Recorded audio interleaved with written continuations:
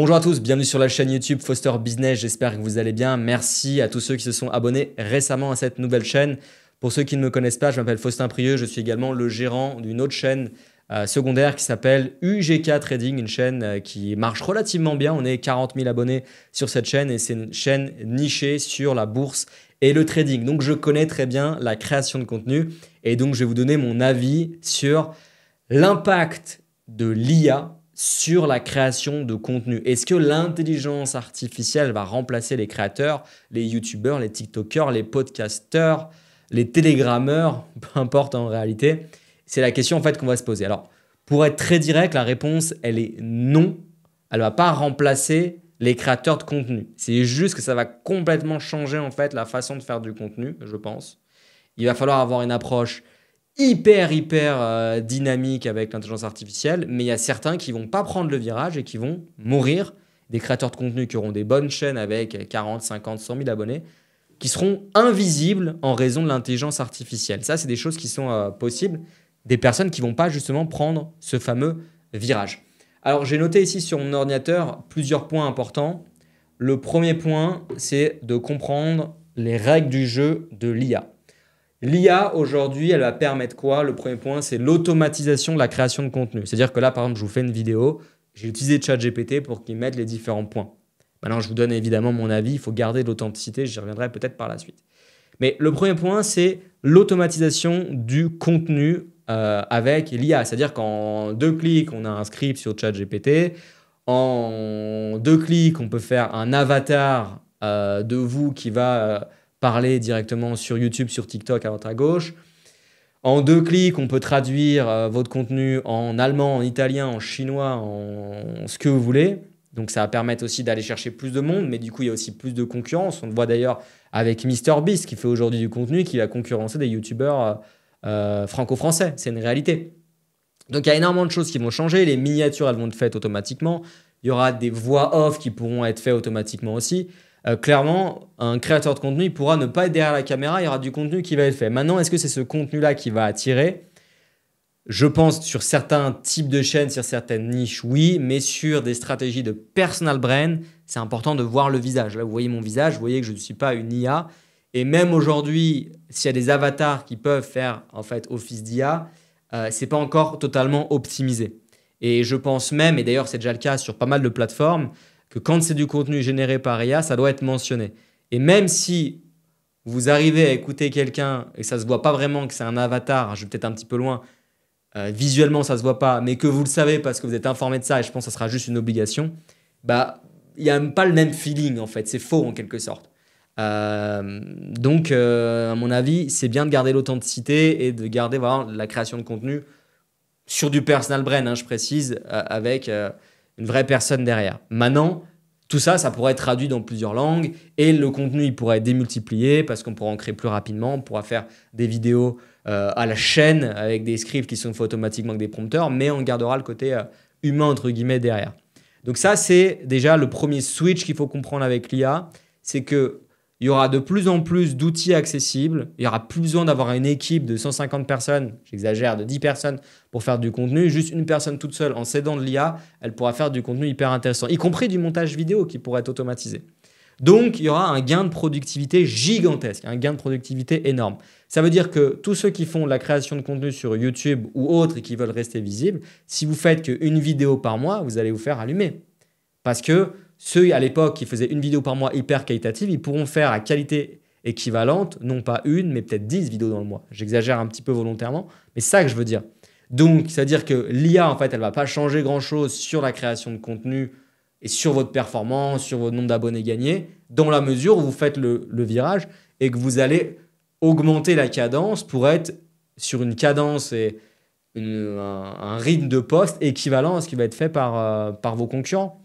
Et donc, il y aura de plus en plus de shorts et des personnes, ils vont faire du 10 shorts par jour, 10 réels par jour. Ça va être à la chaîne parce que ça va être boosté par l'IA. Et si vous en faites que un de short, bon, bah, vous allez être invisible. Donc, l'IA peut vous rendre invisible si vous êtes créateur de contenu et que vous ne prenez pas ce virage-là. Donc, le risque pour les créateurs, c'est la saturation de contenu, trop de production, moins de visibilité. Vous allez vous faire bouffer par des créateurs qui vont être beaucoup plus efficaces pour vous. Il y a le contenu cloné ou impersonnel, mais ça, pour le personal brand, honnêtement, ça ne me fait pas peur. À part s'il y a des clones qui sont encore une fois incroyables, des avatars qui sont incroyables. Mais je pense qu'il y aura des réglementations en Europe et partout dans le monde, en fait, pour dire que c'est un clone. Et forcément, les plateformes seront suffisamment puissantes pour voir si c'est un vrai visage ou pas. Je veux dire, aujourd'hui, il y a des logiciels. Je reviens de Dubaï, il y a des logiciels de facial. On voit si c'est vous ou pas. Je veux dire, ça sera pareil sur les plateformes. Ces plateformes-là sont suffisamment solides pour voir si c'est de l'IA ou pas. Donc ça m'inquiète pas plus que ça. Et de la même manière, demain, vous allez faire du sport, vous allez faire du tennis, vous n'avez pas envie de faire du tennis avec un robot. Vous avez envie de voir des vrais humains. Sur le personal brand et dans le make money, c'est-à-dire si vous avez une chaîne YouTube, vous attirez du trafic pour vendre des services, ils ont besoin, les personnes, de se raccrocher à quelqu'un de réel, la plupart du temps. Par contre, ça veut dire aussi que l'IA va tasser les marges. Parce qu'aujourd'hui, des personnes qui vont vendre des services en ligne, des formations en ligne, le côté humain, c'est bien, mais la formation, elle peut être créée hyper rapidement par ChatGPT et même personnaliser une formation sur tout un tas de sujets, par exemple sur la nutrition. ChatGPT, il peut vous simplifier un programme et donc vous n'avez plus besoin d'acheter un programme. Donc si vous allez acheter un programme, c'est pour l'humain qu'il y a derrière. Mais ça ne sera pas l'humain plus le contenu. Je ne sais pas si vous voyez ce que je veux dire. Donc ça va potentiellement tasser les marges. Donc tous ceux qui vendent des services en ligne, il va falloir vraiment surfer sur le personal branding, sur l'accompagnement, prendre en main les personnes et que les gens viennent chez vous ou acheter vos services par rapport à vous en réalité. Et pas que par rapport au contenu, encore une fois, si vous m'avez compris, qui peut être créé et personnalisable facilement avec ChatGPT. Par exemple, demain, moi, je vais apprendre la nutrition et le sport, par exemple, pour perdre du poids. Je peux très bien demander à ChatGPT qu'il me fasse un programme qui aurait pu être vendu à l'époque à un certain prix. Mais je vais peut-être passer par quelqu'un d'autre, par exemple, comme Thibaut InShape, prendre son programme parce que je sais qui c'est, je sais qu'il est légitime et je l'aime bien, par exemple. Vous voyez ce que je veux dire? Donc, il faut vraiment penser à ça aussi avec l'IA. Alors, les opportunités à saisir, il y en a. Il y en a. C'est-à-dire qu'il faut directement prendre le switch de l'IA. C'est-à-dire, ne perdez plus 150 ans pour créer votre contenu. Aidez-vous de tous les outils qui existent. Il y a des automatisations qui sont possibles avec Zapier, même avant la hype de ChatGPT. Vous avez des logiciels de montage comme Filmora qui vont couper les blancs. Vous en avez d'autres en fait qui vont vous faire un montage automatiquement avec l'IA. Vous allez pouvoir rajouter des images pour rendre votre vidéo plus vivante grâce à l'IA.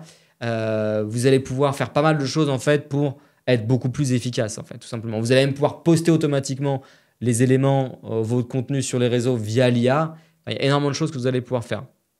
Et aussi améliorer la qualité de l'audio via Adobe IA qui vous permet d'améliorer la qualité de l'audio. Donc il y a vraiment pas mal de choses. Et en fait, encore une fois, je suis désolé de me répéter, mais c'est-à-dire qu'il y avait des outils qui étaient à l'époque accessibles uniquement à des pros.